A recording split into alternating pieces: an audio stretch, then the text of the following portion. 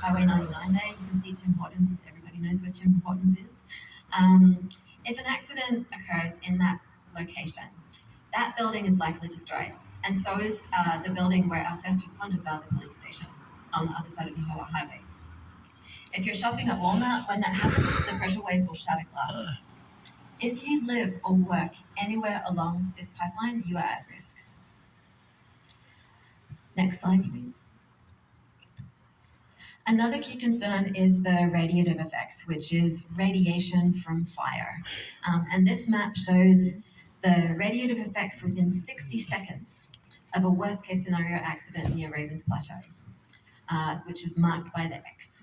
So if an accident happens, people within 330 meters are likely dead. That's the dark red line. People within 460 meters will suffer second-degree burns. That's the second orange circle. And people within 715 meters will experience pain. And an accident like this could occur anywhere along the pipeline route.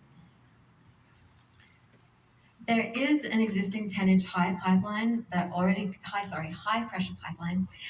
goes behind Ravens Plateau and along Fitch Drive. But this pipeline is the only example of a high pressure pipeline through a densely populated area. This already isn't normal. It is not normal to have a high pressure pipeline going through the middle of a densely populated community where people live and work. And now FortisBC wants to put a second pipeline, a 24-inch high-pressure pipeline, right next door to it. What the fuck? Number 4, LNG needs massive subsidies to be economically viable.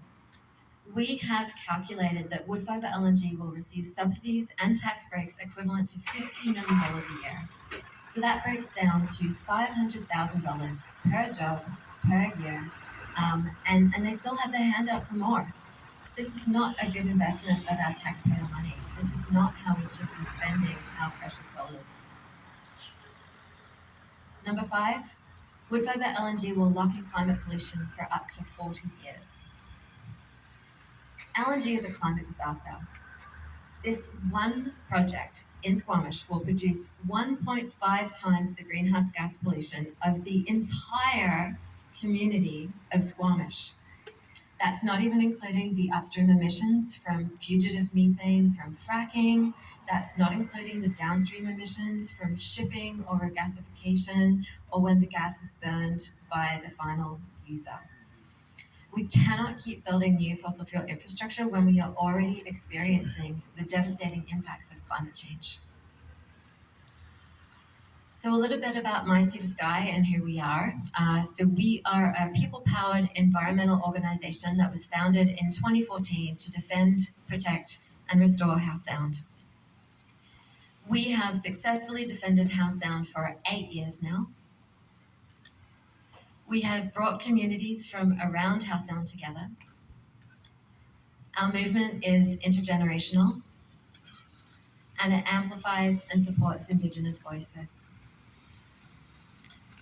Wood fibre LNG planned to begin construction in 2015, but in 2022, there are still no shovels in the ground. This is people power in action. Working closely with allies from Squamish Nation, we have held demonstration after demonstration to say no to wood fibre LNG. And over the last 8 years, we've come together with a vision for the future we want. We want to protect our Katzum Howe Sound for future generations. We envision a future in which our Katzum Howe Sound's thriving ecosystems support regenerative communities. And we want climate action now. So what is the current status of wood fibre LNG? This is a really interesting time because this project was effectively stalled. We had successfully stopped this project from moving forward for at least a few years. But what is happening now, when Russia attacked Ukraine, everything changed overnight. And the fossil fuel industry is now exploiting the European gas crisis to expand LNG exports like wood fibre LNG. And so, just within the last month or so, Enbridge has bought a 30% stake in the project for $1.5 billion. That's really bad news for us because Woodfibre LNG, they didn't have the investment money that they needed to begin construction, and now they do. The good news is that the cost to build Woodfibre LNG has tripled since it was first proposed in 2014. So in 2014, the cost of the pipeline and Woodfibre LNG itself was $2.1 billion. Now, in 2022, the cost of those two projects is $6.5 billion. So it has tripled